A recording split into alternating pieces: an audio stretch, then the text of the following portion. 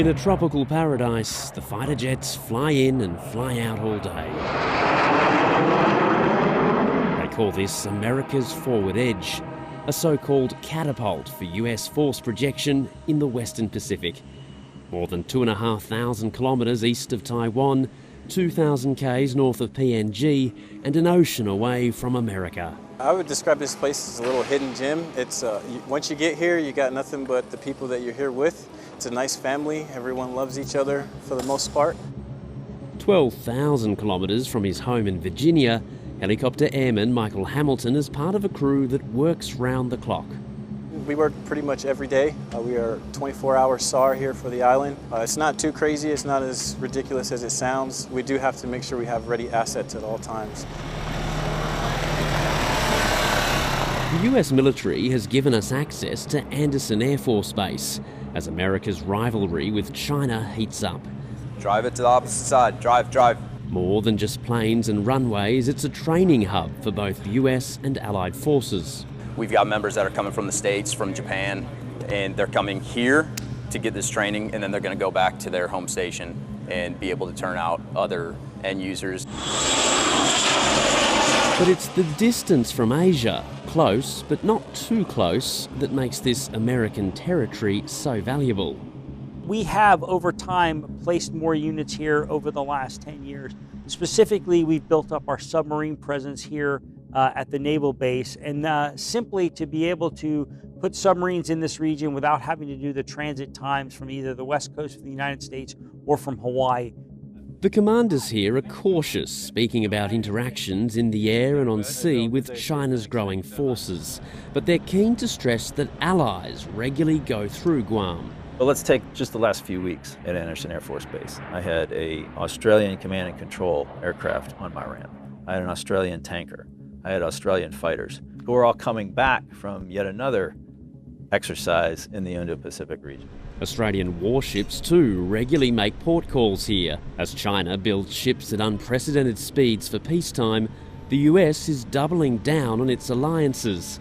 But commanders insist as Australia locks in closer with the Americans, it won't be forced into a future conflict. Is Australia going to get drawn into something? That's really up to Australia and what Australia wants to do.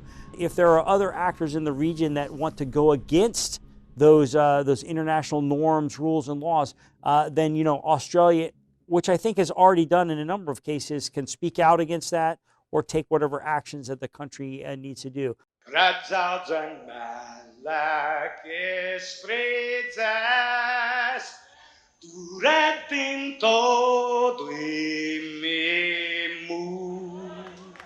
Despite its distance from the US and its local Chamorro culture, Guam still feels very American. The island has a small-town version of the Major League. First baseman, Randy Alcatra. Mark Colby has been calling games here for 16 years.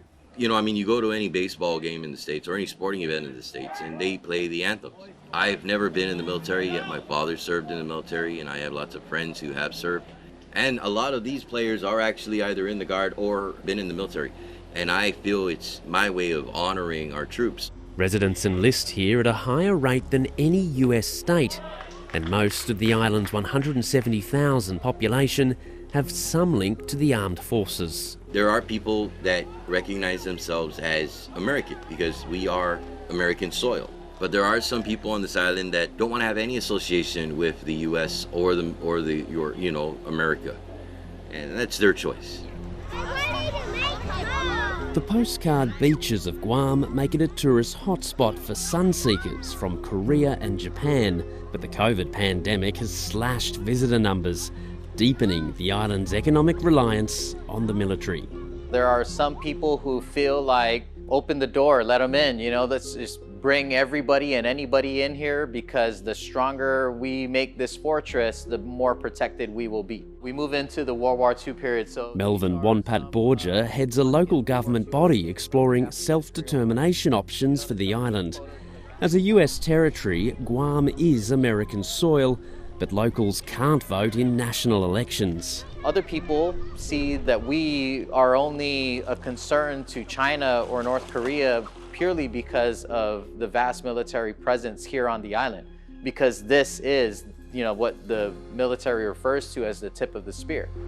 Both those countries have previously warned their missiles can strike Guam. Recent tension over Taiwan is fueling fears here of a Chinese strike if a war ever happened. The military now believes an existing system called THAAD isn't enough and plans a $1 billion upgrade as a priority. And it's not just to protect the military operations here, but really the THAAD that we currently have and any future missile systems would, in fact, protect the entire island and all of the residents. But there are others on this island who fear such systems aren't foolproof, leaving some to feel vulnerable on this, one of the most fortified islands in the Pacific. Bill Birtles, ABC News, Guam.